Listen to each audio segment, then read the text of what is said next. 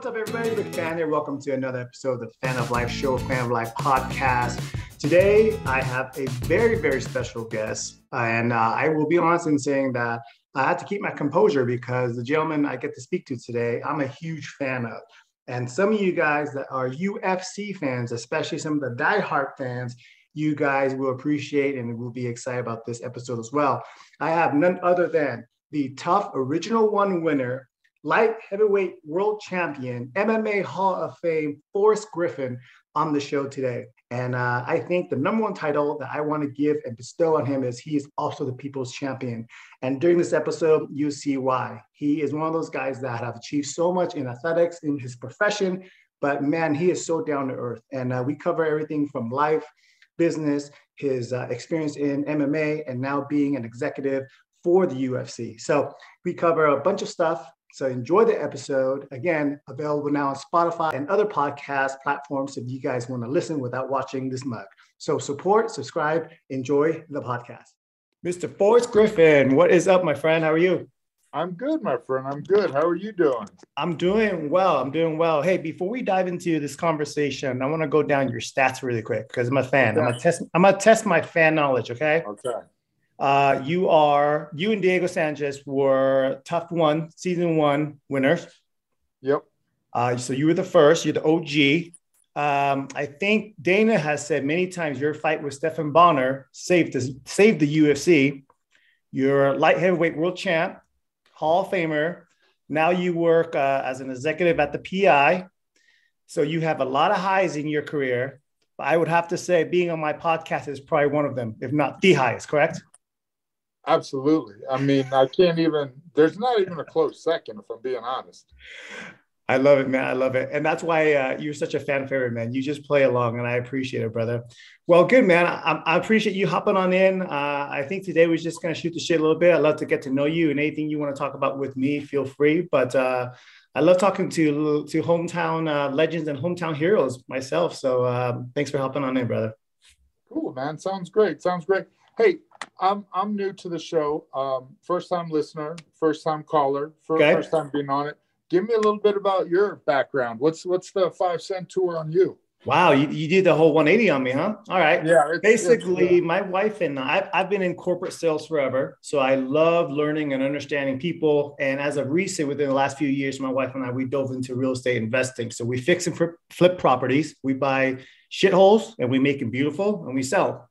And then we also build a rental portfolio. And then I've been diving into a lot of the financial literacy realm as well, too. So I figure I start a podcast, talk to interesting people, talk about finance, talk about whatever, and kind of encompass it and bring it all the way around to understanding how to succeed in life.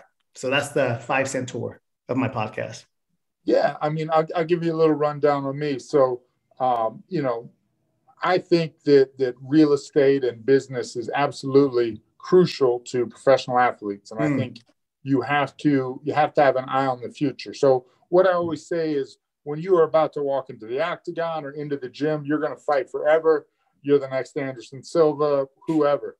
But when you go to the bank, you go to the bank, put that check in, you be the next Forrest Griffin. You be the guy who had 3 shoulder surgeries already and doesn't know how much longer he's going to get to do this really cool job. So, and the other thing I always say is like, how much money can you make outside of professional athletics? Like what skills, what attributes, what can you have to make money outside of being a professional athlete? Because one day you're going to do that. So what does that pay? And can you live off that or live close to that, Right.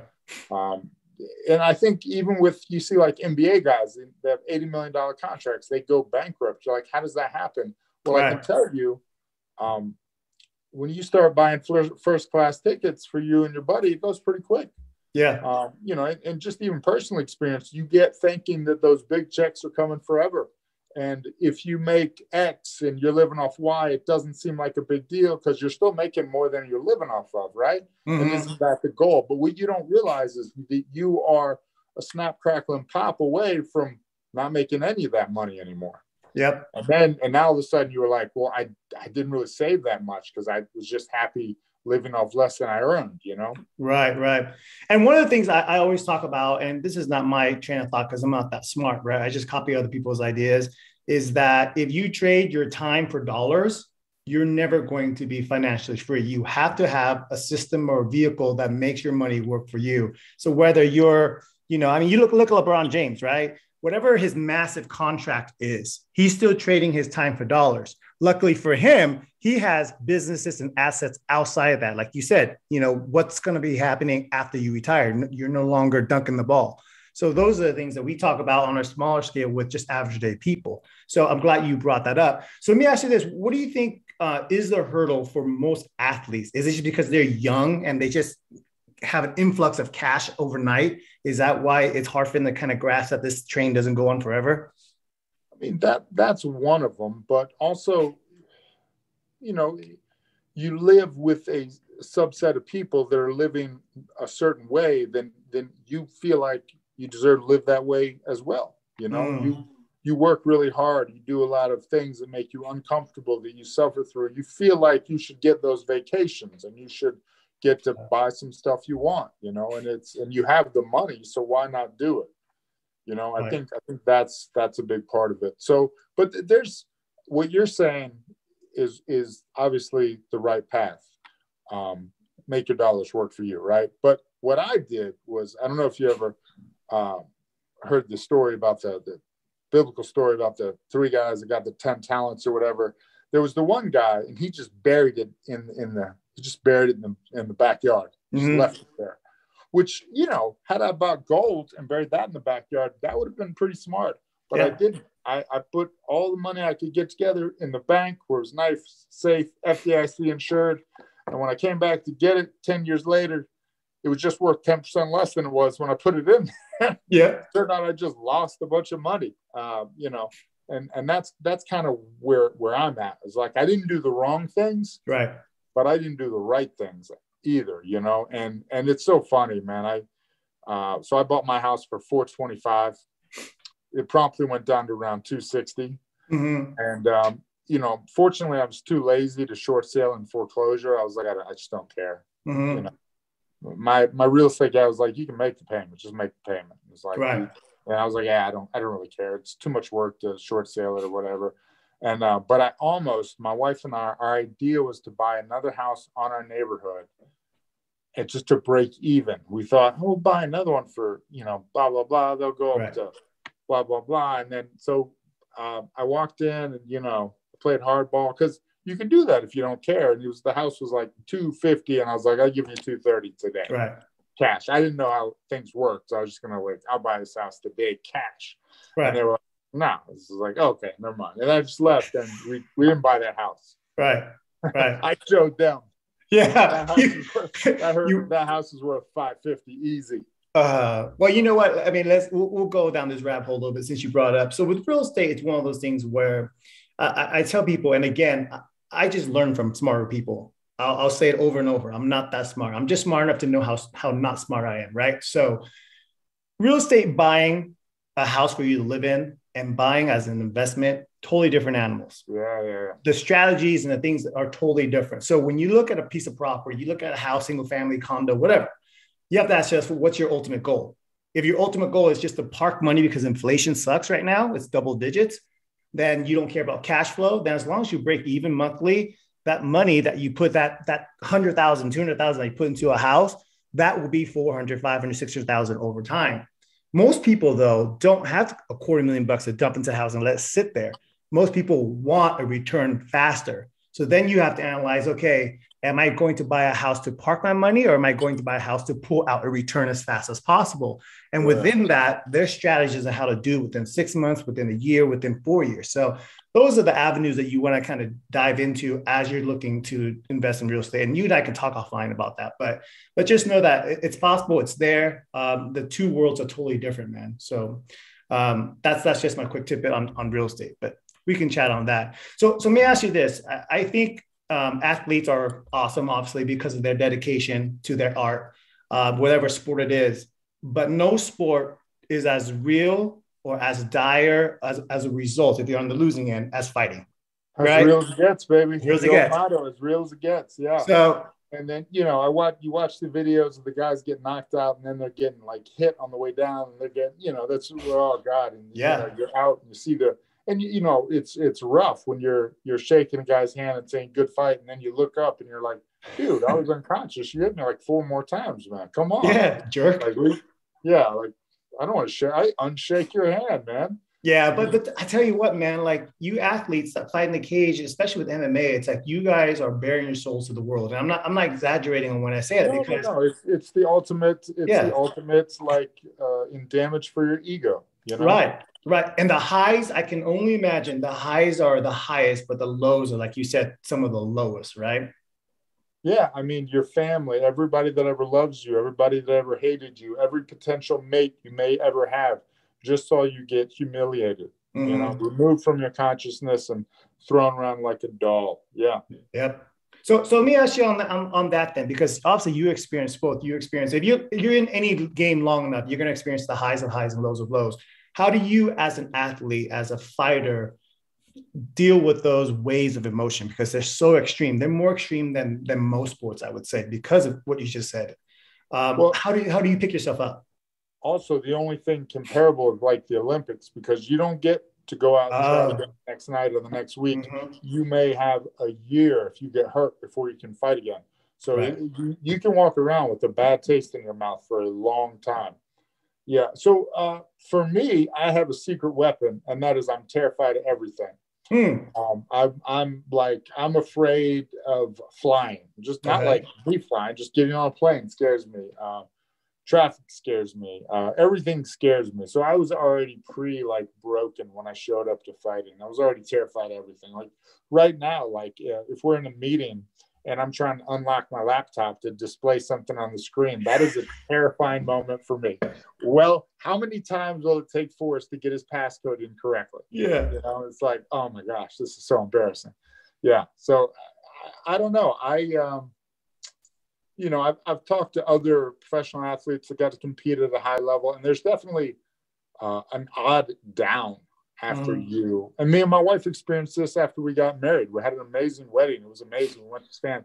All this cool stuff happened, and then we were both like, it's over. Sure. I want to do it again. Yeah.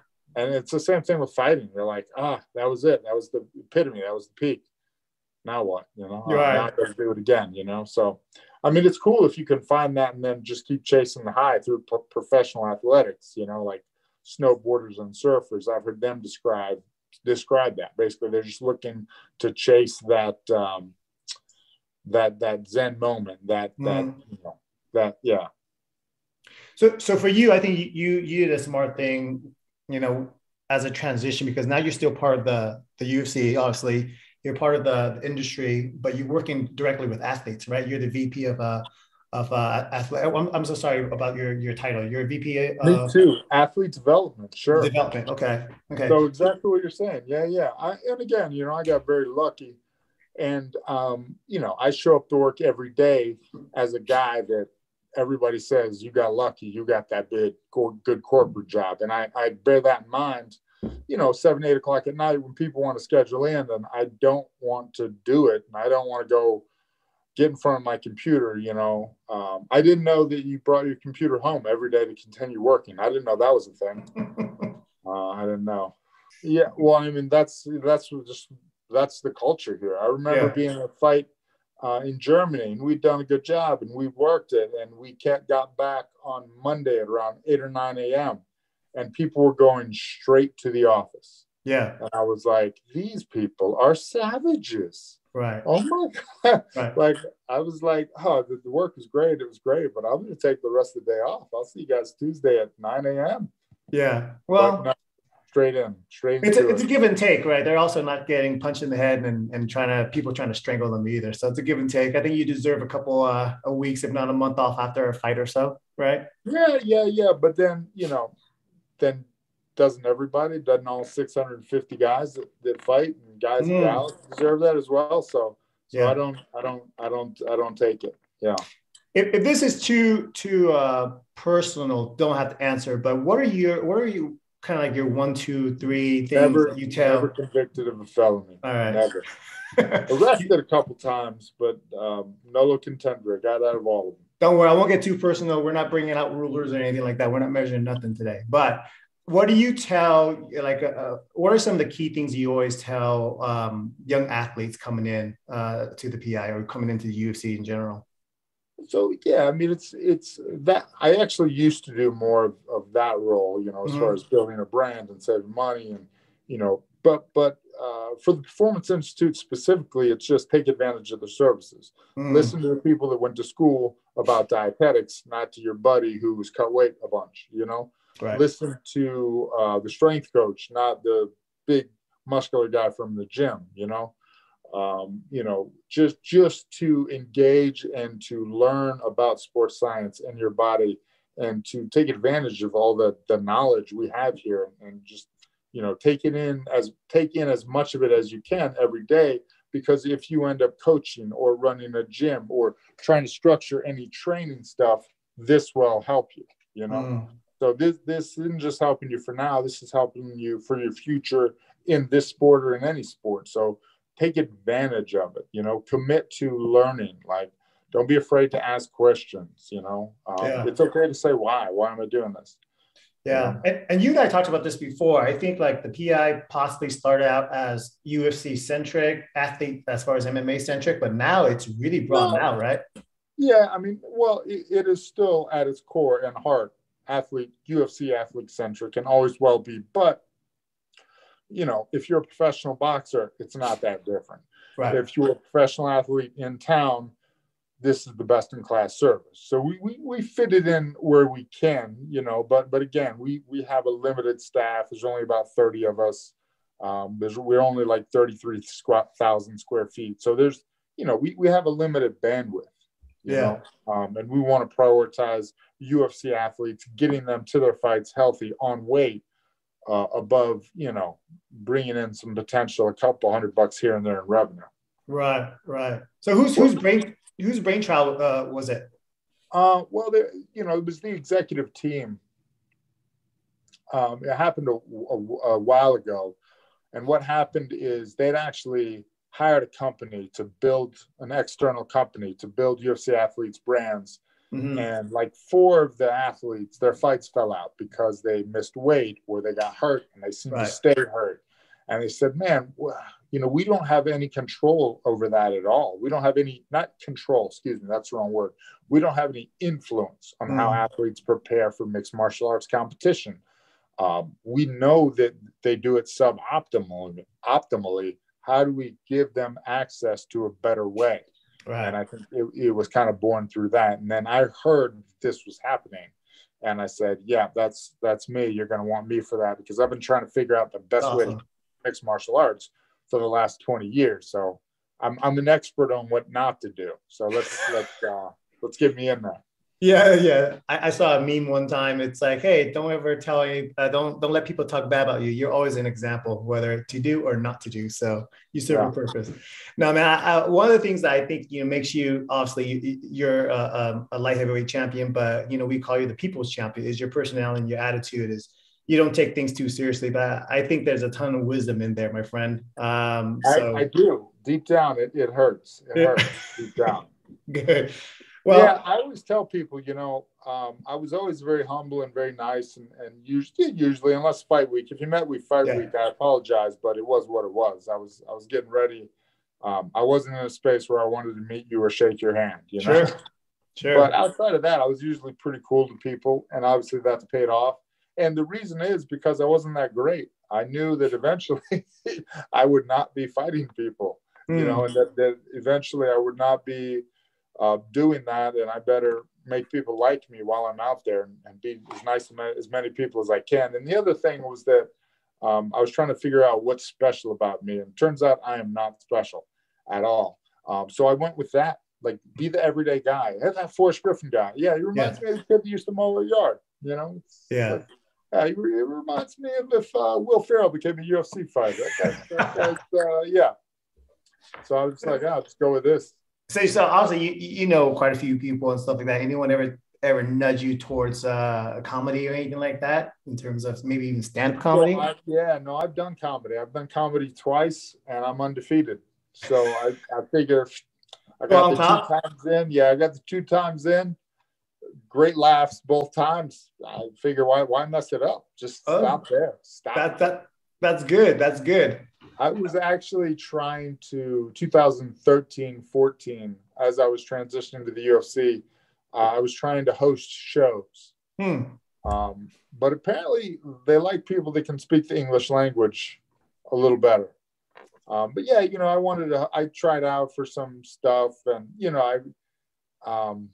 I was very fortunate that I was in my mid 30s at the time, so I didn't take it any seriously. But I had the dinners that they talk about in Hollywood with the people and with the agents, the guy, and then you talk to the guy and the famous person, and so I got to do that, me and about 6,000 other people. Yeah. And they must have picked one of those other 500 and, of those 5,999 people to do it. So yeah. Hey, but are those 5,900 or so people on the podcast with me right now, right? So my friend, they really missed out. Yeah, they missed out. Yeah. They missed out. Hey, so what obviously, you live your life as an athlete with a regimen, I'm assuming pretty by the calendar, scripted, what have you. How are your days now? What's kind of like a routine, or do you just go all balls out because you've done it for so long with the routine? Like fitness? No, just in general. Like, what's your day look like? I get up around 6, whether I want to or not. Usually try not to, but it's between 6 and 7. Start moving around, taking care of a couple emails that are really, the easy stuff. I feed my cat. I know it's getting interesting. And then I open the shades for all my wife's plants. And then I go to work and I bounce around for a half hour. I do something, like just break a sweat for a half hour, pretty much every day but Monday, because we have like a 7 o'clock meeting Monday. But break a little sweat, clean up, have breakfast. And then I usually have my first task set out, what I'm going to do with that first hour.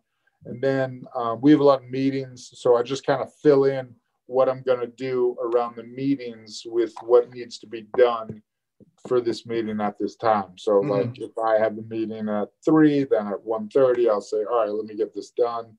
And then I'll usually get what I have to do done, and then almost walk the space and just talk to people for 10 or 15 minutes before that meeting. Because there's always athletes that need something. There's always people that want to be scheduled. There's always something to be cleaned up. There's always towels out of stock, water out of stock. There's always something to do. So I just kind of walk the floor. After I get a task done, I'll just kind of take a little walk from the floor just to get out of the desk. Just kind of spot check everything. Yeah, well, it's just make comments. Oh, hey, how you doing? How's it going? Whatever,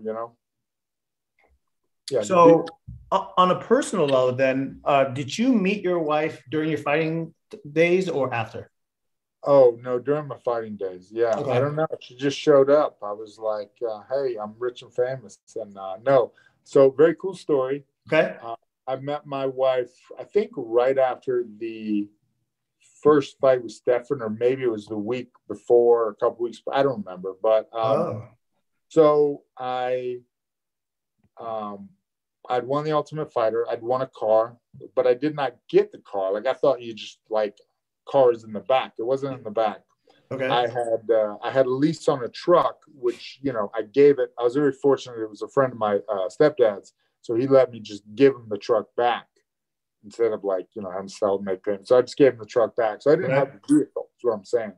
And I was currently living with still a good friend of mine's, a couple friends of mine. It was a 2-bedroom apartment, and I was living in the dining room on an air mattress under the table. Glamorous. And then, and then I just I kept oh no I got I'm doing all right. Oh, also I didn't get the money until the show actually aired or something. I paid some money on the show, but you get some of it, but you don't get all of it then. Yeah. So I put my stuff in Georgia in a storage, so I didn't pay the storage fee.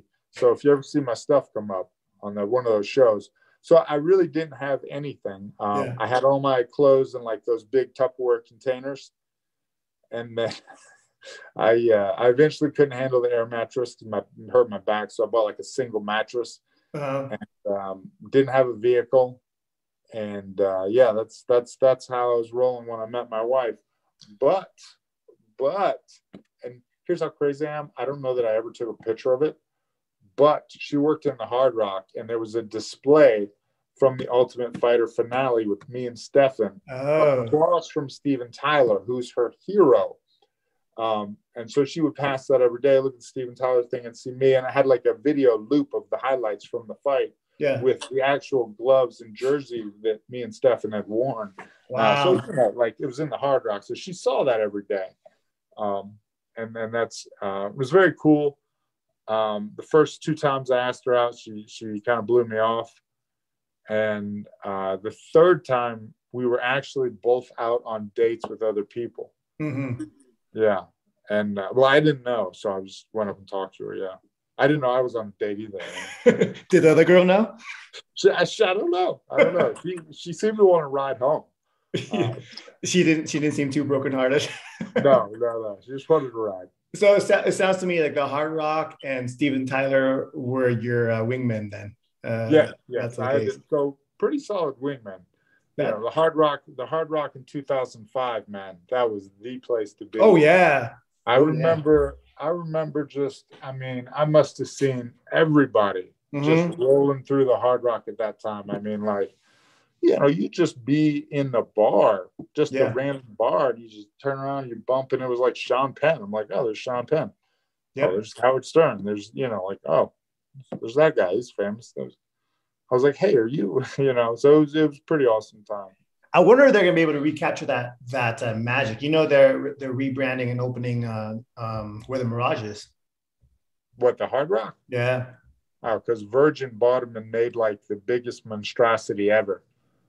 Well, that's Virgin, but yeah, they whatever the group is, they bought Mirage. So I think this month might be the last month to see the Volcano. So I know you're rushing down to go see it because that's where the guitar is going to be. You can't. Yeah, I don't know, man. It was the same thing happened with the Palms. I know we're talking like local Vegas, but these were the hot spots. And yeah, I we the inn at the Palms. That was pretty awesome. So. You can't recreate that kind of magic. It just happens on its own. And then I guess recently it was like the Aria maybe was the thing. Okay. But I don't even know. Yeah. Like I'm out of the game too. I live here, so I don't go to the Strip like most of us. Yeah. You and me both, 45 years old, married for 13 years. I don't remember the last time I went to a nightclub, man, but 44 years old, married for 13 years. So we're on getting close, catching up. We're on I'll take a pause a couple of years. I'll let you catch up.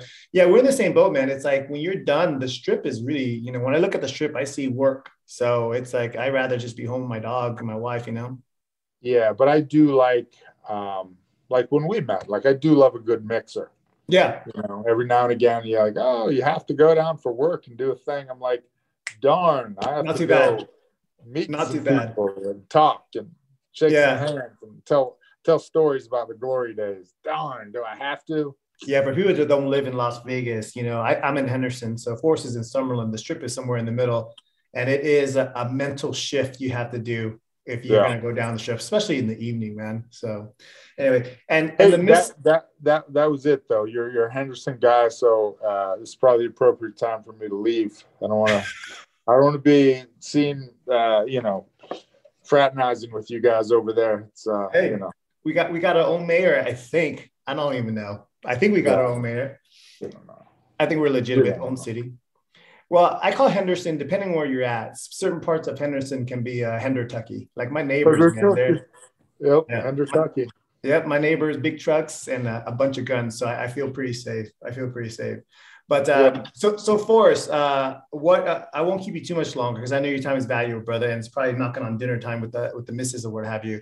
But talk to me a little bit about, what do you see for yourself, in the next couple of years, any ventures or anything that you want to get your hands dirty into?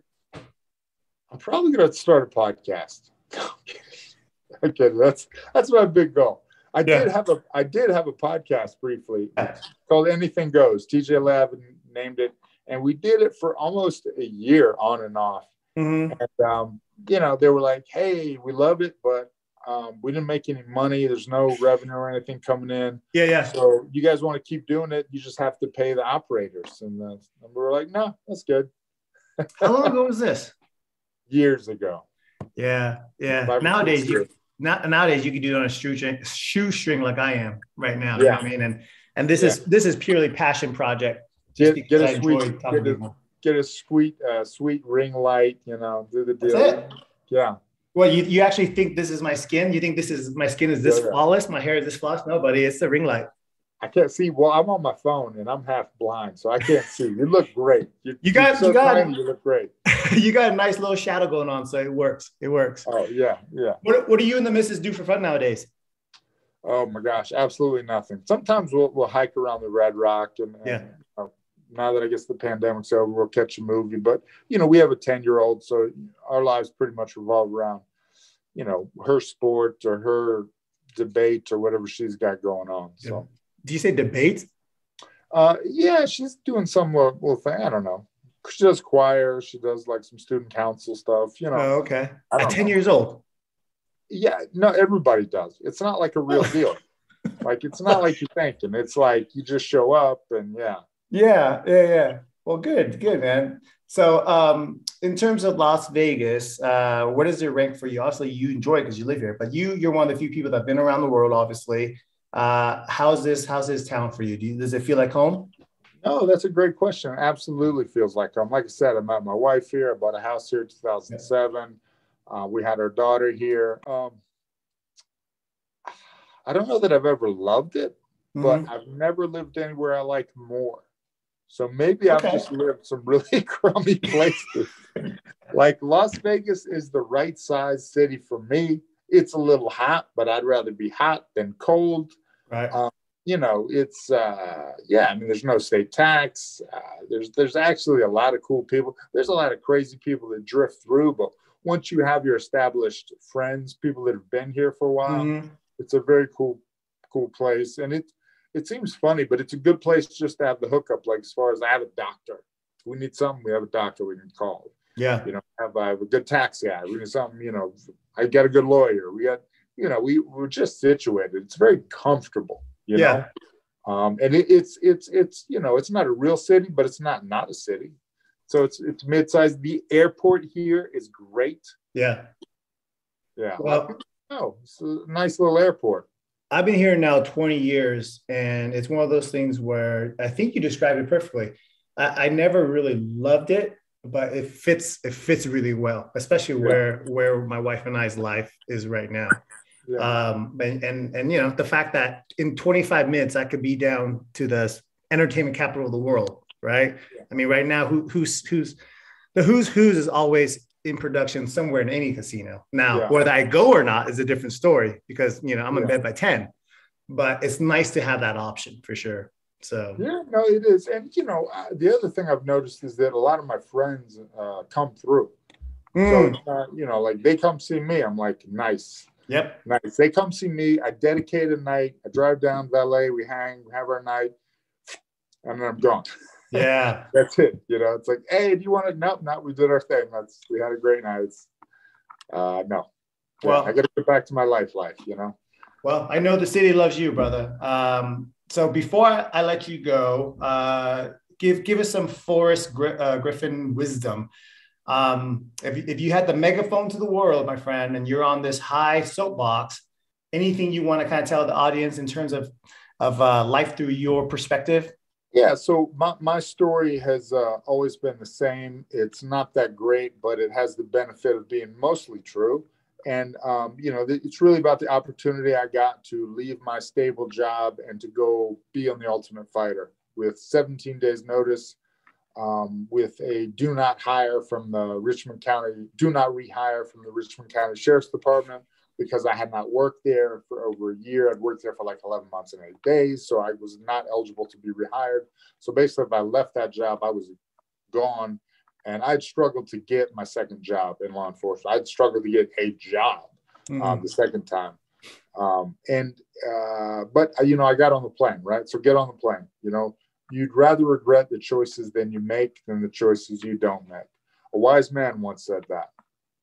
No, I'm just kidding. It was just me. But so it's that is what that's what I figured out. The other thing would be, you know, anything you're going to do, don't worry so much about failure. Easier said than done. Sure. Work as hard as you can. Do everything in your power to prepare yourself for that, and just know you won't quit on yourself. And if you fail, you still failed a bit of a winner. You know. Yeah. Yeah. So like I got knocked out by Keith Jardine in the first rounds, and I actually cried in the octagon. And it was the first UFC ever to do over 1 million buys. So I got to cry, and I was the co-main event right before Chuck and Tito. So I got to cry in front of 1.1 million people. And by 3 hours later, I was not upset. And I never got upset again because I made a stupid mistake. I moved to the right with my hand down, high. You know, it wasn't the worst mistake in the world, but he caught me with a little shot, and then he got me and he made me pay for it. And, you know, but I wasn't worried because for 17 weeks I'd been dialed in. I'd done everything. I'd done my homework. I'd done the work. I didn't quit. My body just said, no, I don't want to be here right now, you know? So I really didn't have any regret. You know, it was like, got knocked out in front of 1 million people, cried. And that was actually pretty cathartic. And I was done with it. I was like, yep, cool. On to the next one. Yeah. You know, the next guy is in trouble. Yeah. Right. That's kind of an overview of life, though, right? I think that the fear of failure, the fear of what other people think, et cetera, just fear in general is what holds people back. And on your deathbed, man, many years from now, wherever you are, whoever's listening, it's like, dude, was it worth holding yourself back from your potential? You know what I mean? So you just got to do it. And I like what you said there. Just get on the plane and see what happens. Put in the work, but get on the plane, take that action and see what happens. And you never know. You may end up something like a world champion like Forrest Griffin and be on this podcast one day. So you play your cards right, you get on the podcast. Thank you so much. I can't really promise. appreciate it. Brother, you're amazing. I'll let you go and we'll catch up soon.